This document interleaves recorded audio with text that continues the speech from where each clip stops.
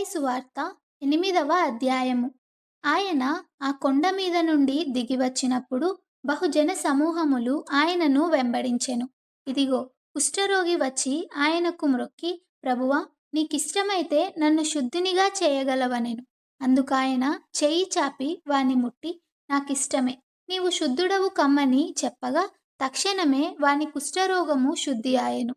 అప్పుడు యేసు, ఎవనితోనూ ఏమీయూ చెప్పకు సుమీ, కాని నీవు వెళ్ళి వారికి సాక్షార్థమై నీ దేహమును యాజకునికి కనుపరుచుకొని మోషే నియమించిన కానుక సమర్పించుమని వానితో చెప్పెను.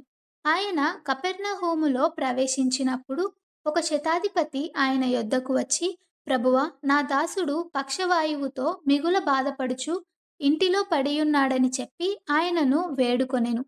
యేసు, నేను వచ్చి వాని స్వస్థపరిచెదనని అతనితో చెప్పగా, ఆ శతాధిపతి, ప్రభువా, నీవు నా ఇంటిలోనికి వచ్చుటకు నేను పాత్రుడను కాను. నీవు మాట మాత్రము సెలవిమ్ము, అప్పుడు నా దాసుడు స్వస్థపరచబడును.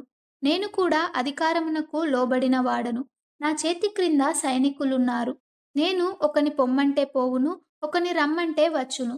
నా దాసుని ఈ పని చేయుమంటే చేయును అని ఉత్తరమిచ్చెను.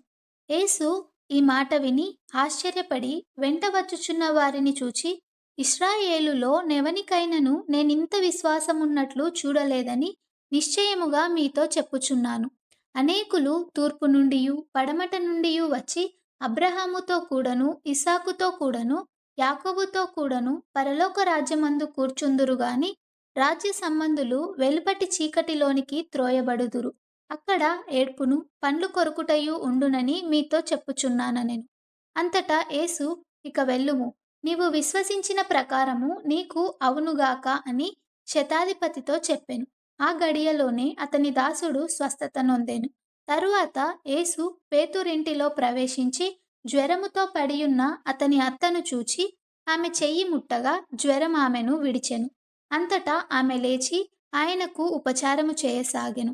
సాయంకాలమైనప్పుడు జనులు దయ్యములు పట్టిన అనేకులను ఆయన యొద్దకు తీసుకొని వచ్చిరి. ఆయన మాట వలన దయ్యములను వెళ్ళగొట్టి రోగుల నెల్లను స్వస్థపరిచెను. అందువలన ఆయనే మన బలహీనతలను వహించుకొని మన రోగములను భరించెనని ప్రవక్త అయిన యెషయా ద్వారా చెప్పబడినది నెరవేరెను. యేసు తన యొద్దనున్న జన సమూహమును చూచి అద్దరికి వెళ్ళవలెనని ఆజ్ఞాపించెను. అంతటా ఒక శాస్త్రి వచ్చి, బోధకుడా, నీవెక్కడికి వెళ్ళినను నీ వెంట వచ్చెదనని ఆయనతో చెప్పెను. అందుకు యేసు, నక్కలకు బొరియలును ఆకాశ పక్షులకు నివాసములును కలవు గాని మనుష్య కుమారునికి తలవాల్చుకొనుటకైనను స్థలము లేదని అతనితో చెప్పెను. శిష్యులలో మరి ఒకడు, ప్రభువా, నేను మొదట వెళ్ళి నా తండ్రిని పాతిపెట్టుటకు నాకు సెలవిమ్మని ఆయనను అడగగా, యేసు అతన్ని చూచి, నన్ను వెంబడించుము, మృతులు తమ మృతులను పాతిపెట్టుకొననిమ్మని చెప్పెను. ఆయన దోణి ఎక్కినప్పుడు ఆయన శిష్యులు ఆయన వెంట వెళ్ళిరి. అంతటా సముద్రము మీద తుఫాను లేచినందున ఆ దోణి అలల చేత కప్పబడెను. అప్పుడు ఆయన నిద్రించుచుండగా వారు ఆయన యొద్దకు వచ్చి, ప్రభువా, నశించిపోవుచున్నాము, మమ్మును రక్షించుమని చెప్పి ఆయనను లేపిరి.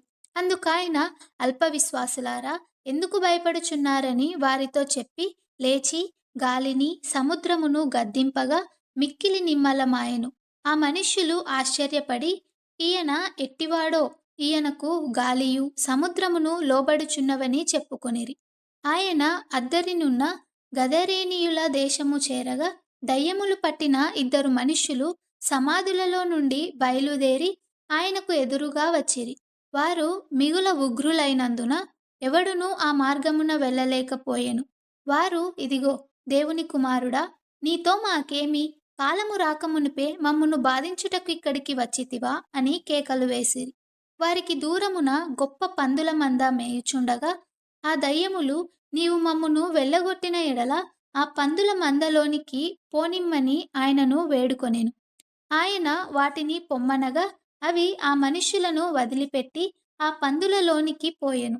ఇదిగో, ఆ మందంతయు ప్రపాతము నుండి సముద్రములోనికి వడిగా పరిగెత్తుకొని పోయి నీళ్లలో పడి చచ్చెను. వాటిని మేపుచున్న వారు పారిపోయి పట్టణములోనికి వెళ్ళి జరిగిన కార్యములన్నీయు దయ్యములు పట్టిన వారి సంగతియు తెలిపిరి. ఇదిగో, ఆ పట్టణస్థులందరూ యేసుని ఎదుర్కొనవచ్చి ఆయనను చూచి తమ ప్రాంతములను విడిచి పొమ్మని ఆయనను వేడుకొనిరి.